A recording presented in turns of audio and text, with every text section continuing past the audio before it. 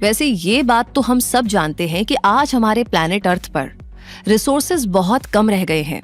वैसे ये कहना ज्यादा बेहतर होगा कि जिस तरीके से हम रिसोर्सेज को यूज कर रहे हैं वो बहुत ही गलत है, एक्चुअली मिसयूज कर रहे हैं। तो अब इसमें हमारे प्लैनेट की तो कोई गलती ही नहीं है। हाँ, लेकिन गलती है हम इंसानों की, जो हर चीज में केवल अपना प्रॉफिट देखना चाहते हैं।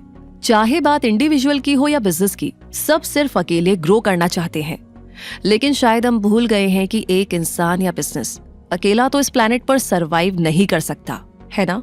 उसे लोगों की, सोसाइटी की, एनवायरनमेंट की, सबकी जरूरत होगी। तो फिर क्यों ना बिजनेसेस भी इसी बात को सोचे कि उन्हें भी एनवायरनमेंट की अच्छी हेल्थ के बारे में सोचना चाहिए। अर्थ से अपनी जरूरत की चीजें लेने के साथ साथ उसे लौटाना भी चाहिए। और अगर हर इंडिविजुअल की तरह हर एक बिजनेस भी इस बात को समझ ले तो रिसोर्सेज समय से पहले खत्म नहीं होंगे, बल्कि सुरक्षित बने रहेंगे और किसी को भी अकेले अर्थ पर नहीं रहना पड़ेगा। तो बताइए, क्या आप एक बिजनेसमैन हैं या बनना चाहते हैं? अगर आपका बिजनेस माइंडसेट है तो आपसे ये रिक्वेस्ट करना बनता है कि अपने प्रॉफिट के बारे में सोचना अच्छी बात है, लेकिन साथ में अगर आप लोगों के बारे में और प्लैनेट के बारे में भी सोचेंगे तो आपको ग्रोथ के साथ सेटिस्फैक्शन भी फील हो पाएगा और उसी को कहेंगे रियल प्रोग्रेस। तो बताइए, करना चाहते हैं ना आप नेचर की मदद और खुद की ग्रोथ असल मायने में? तो फिर सस्टेनेबल बिजनेस प्रैक्टिसेस अपनाइए। और ये किस तरह की प्रैक्टिस है और इसका एग्जैक्टली मतलब क्या है, ये हम आपको आज के इस वीडियो में बताने ही वाले हैं, ताकि हर बिजनेसमैन इन्हें अप्लाई करने की कोशिश करें और एनवायरनमेंट को हार्म नहीं बल्कि आराम पहुंचाए। इसलिए आप हमारे साथ वीडियो के एंड तक बने रहिए क्विक सपोर्ट पर। और अब जानते हैं कि सस्टेनेबल बिजनेस प्रैक्टिस का क्या मतलब है। तो इसका मतलब है कि एक कंपनी इस तरह काम करे जिससे लोगों पर, सोसाइटी पर और एनवायरनमेंट पर पॉजिटिव इम्पैक्ट पड़े और उस कंपनी को प्रॉफिट भी मिल सके। ये सस्टेनेबिलिटी आज बिजनेस की सोशल और एनवायरमेंटल रिस्पॉन्सिबिलिटी का जरूरी हिस्सा बन चुकी है, ताकि इस प्लैनेट को फ्यूचर जनरेशंस के लिए सुरक्षित बनाए रखा जा सके। सिंपल शब्दों में समझे तो हर बिजनेस को एनवायरमेंट फ्रेंडली और सोशली रिस्पॉन्सिबल होना चाहिए, ताकि एनवायरनमेंट और उसमें रहने वाले लोगों को प्रोटेक्ट किया जा सके और साथ ही पैसों की बचत भी हो सके और प्रॉफिट भी कमाया जा सके। तो ऐसे में आपको इन सस्टेनेबल बिजनेस प्रैक्टिस के बारे में जान ही लेना चाहिए। तो चलिए अब जानते हैं इन 7 प्रैक्टिसेस के बारे में। नंबर 1, एनवायरमेंटली फ्रेंडली प्रोडक्ट्स का इस्तेमाल। एक बिजनेस के प्रोडक्ट्स एनवायरनमेंट पर कैसा इम्पैक्ट डालते हैं, इसके बारे में उस बिजनेस को अवेयर होना चाहिए और अपने प्रोडक्ट्स को एनवायरनमेंट फ्रेंडली बनाने के लिए प्रोडक्ट्स में केमिकल्स और हार्मफुल मटेरियल्स का यूज करने की बजाय उनके सेफ अल्टरनेटिव्स यूज करने चाहिए। जैसे डिस्पोजेबल प्लास्टिक बैग्स की जगह एक फ्रेंडली रीयूजेबल क्लॉथ बैग या पेपर बैग का इस्तेमाल। अपने प्रोडक्ट्स की पैकेजिंग में भी इस बात का ख्याल रखा जा सकता है कि पैकेजिंग मटेरियल भी इको फ्रेंडली हो। नंबर 2, रिन्यूएबल एनर्जी का इस्तेमाल।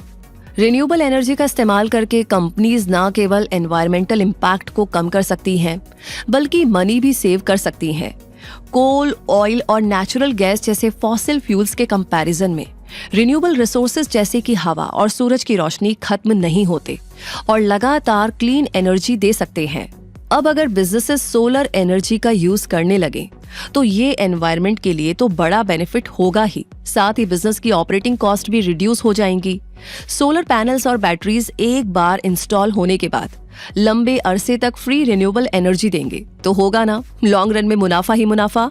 Number 3, recycling, reuse and waste reduction. Environment को सपोर्ट करने का एक बहुत आसान तरीका है रिसाइकलिंग, और सस्टेनेबिलिटी के लिए रिसाइकलिंग को मैक्सिमाइज करना होगा। हर बिजनेस रिसाइकलिंग प्रैक्टिसेस को प्रमोट कर सकता है। रिसाइकलिंग बीन सेटअप कर सकता है, ऐसे प्रोडक्ट्स चूज कर सकता है जो रिसाइकल किए जा सकते हो या जिन्हें रीयूज किया जा सकता हो। इसके अलावा बिजनेस अपने ऑपरेशंस के उन एरियाज को आइडेंटिफाई भी कर सकता है जहां पर सबसे ज्यादा वेस्ट होता हो और उसे मिनिमाइज करने की कोशिश कर सकता है। पेपर यूज को रिड्यूस करने के लिए डिजिटल डॉक्यूमेंटेशन को एनकरेज किया जा सकता है और पैकेजिंग वेस्ट को रिड्यूस करने के लिए भी रिफिलेबल या बल्क परचेसिंग ऑप्शंस इंप्लीमेंट किए जा सकते हैं। Number 4, supply chain sustainability. एक कंपनी के रॉ मटेरियल्स खरीदने से लेकर के प्रोडक्ट्स के प्रोडक्शन, स्टोरेज और डिलीवरी तक के प्रोसेस में एनवायरनमेंट और इंसानों पर पड़ने वाले इम्पैक्ट को कम करने की कोशिश ही सप्लाई चेन सस्टेनेबिलिटी होती है। आपको बता दें कि सप्लाई चेन में हर वो स्टेप शामिल होता है जो एक फिनिश्ड प्रोडक्ट या सर्विस को कस्टमर तक पहुंचाने में इस्तेमाल होता है, जैसे कि रॉ मटेरियल से लेकर के प्रोडक्ट डिलीवरी तक। इस प्रैक्टिस को अपनाने वाले बिजनेसेस का गोल केवल रेवेन्यू जनरेट करना और प्रॉफिट कमाना ही नहीं होता, बल्कि इनके साथ साथ एनर्जी यूजेस, वाटर कंजप्शन और वेस्ट प्रोडक्शन जैसी एक्टिविटीज से एनवायरनमेंट को होने वाले नुकसान को कम करना भी होता है, ताकि एनवायरनमेंट भी हेल्दी रह सके और पीपल और कम्युनिटीज पर भी इसका पॉजिटिव इम्पैक्ट ही पड़े। Number 5, ethical sourcing. ये भी एक सस्टेनेबल बिजनेस प्रैक्टिस है जो एक कंपनी को सोशल सस्टेनेबिलिटी इंप्रूव करने में मदद करती है। एथिकल सोर्सिंग में मैन्युफैक्चरर्स और ब्रांड्स अपने प्रोडक्ट्स को ऐसे एथिकल सोर्सेस से ही खरीदते हैं जो ह्यूमन राइट्स, वर्कर्स राइट्स और एनवायरमेंटल प्रोटेक्शन का रिस्पेक्ट करते हों। एथिकल सोर्सिंग करने वाले बिजनेसेस अपने वर्कर्स को सही तरह से ट्रीट करते हैं, उन्हें पूरा मेहनताना देते हैं, उनकी सेफ्टी का ख्याल रखते हैं और इसमें चाइल्ड या स्लेव लेबर भी इन्वॉल्व नहीं होता। यानी अगर एक बिजनेस एथिकल सोर्सिंग को प्रमोट करता है और उसे अपनाता है तो वो अपनी सोशल जिम्मेदारी को बखूबी निभा रहा है और ये एक सस्टेनेबल बिजनेस प्रैक्टिस है। नंबर 6, एम्प्लॉयज के लिए हेल्दी वर्क प्लेस बनाना। एक बिजनेस की ग्रोथ के लिए उसके एम्प्लॉयज का बेहतर तरीके से ख्याल रखना बहुत जरूरी होता है और बिजनेस के लिए सोशल और ह्यूमन सस्टेनेबिलिटी अचीव करने के लिए अपने एम्प्लॉयज को एक हेल्दी वर्क प्लेस देना जरूरी है। इसलिए हर कंपनी में ऐसा वर्क कल्चर डेवलप किया जा सकता है और किया जाना चाहिए जहां हर एम्प्लॉय को वैल्यू मिले, जहां हर दिन काम करने में एम्प्लॉयज को मजा आने लगे और जहां ग्रोथ अपॉर्चुनिटीज भी ऑफर की जाती हों। तो ऐसा किया जाए तो एम्प्लॉयज कंपनी को जल्द से जल्द सक्सेस तक पहुंचाने में कोई कमी कसर नहीं छोड़ते।